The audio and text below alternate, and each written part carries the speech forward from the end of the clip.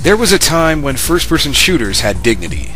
There was a time before Xbox Live smack-talking, before childish fanboys bickered pointlessly over system exclusives, before the words Call of Duty or Halo meant anything to the video game community.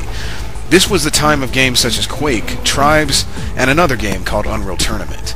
Appearing in the mid to late 90s on PC, the only system at the time actually capable of internet access, these games essentially created what would later come to be known as multiplayer for first-person shooters. After online access saw its way onto consoles about 5 years later, the quickly growing population of mostly young console gamers had scarcely heard of Unreal Tournament, much less had the opportunity to ever play.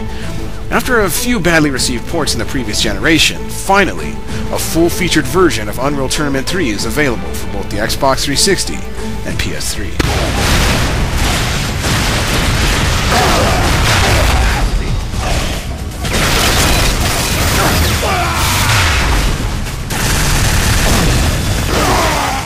If you've never played an Unreal game before, take note of a few things before you pick up Unreal Tournament 3.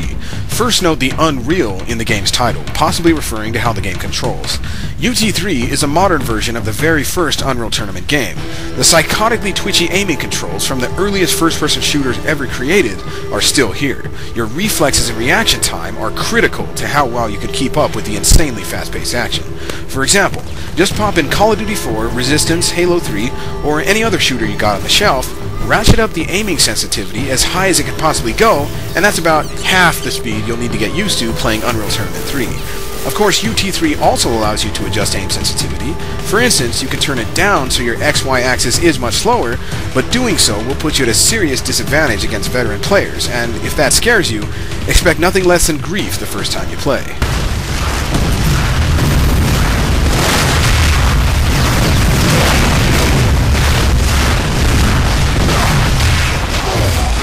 Second, note that the Unreal Tournament series has the word tournament in its title for a reason.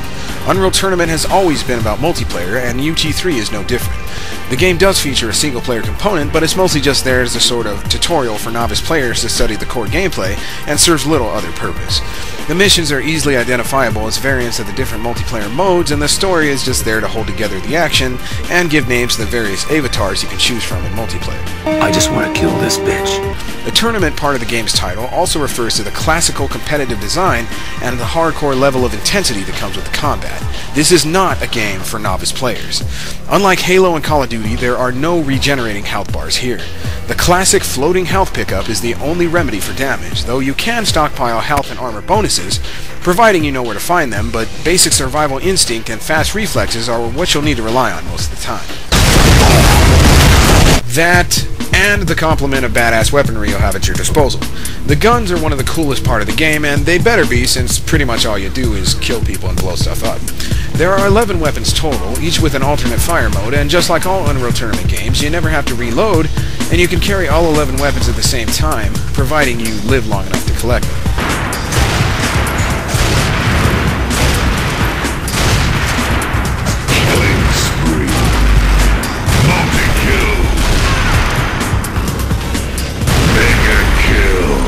The modes are also varied enough to give you a good list of playable options, with returning favorites like Vehicle CTF, Duel, and Onslaught.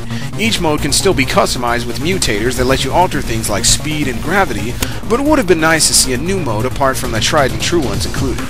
Even so, the Unreal status quo still offers everything from the deep and tactical to the mindless and shallow. A wide selection of maps is another sure sign of UT3's replay value, with separate game types offering a new list of mode-specific maps to choose from. Some of these maps are simply huge, so it's a good thing you've got a choice of vehicles you can use to traverse the terrain, but if your teammates leave you without a set of wheels to roll, you can always do the Marty McFly and pull out your hoverboard to cover the distance a little faster.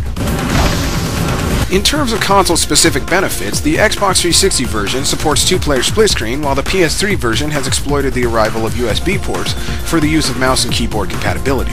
The PS3 version, like the original PC version of UT3, allows players to create and customize their own maps, just like every other game in the series, but Xbox 360 players will have to settle for a handful of 360 exclusive maps instead, limiting the overall replay value of the 360 version. But still, the game looks great on both consoles, and it better since Epic Games are the original architects of the engine. Some minor frame rate issues can start to show when the action heats up, and there's some texture pop in here and there, but the absence of any significant lag in a game that plays this frantic and looks this good is an achievement on its own.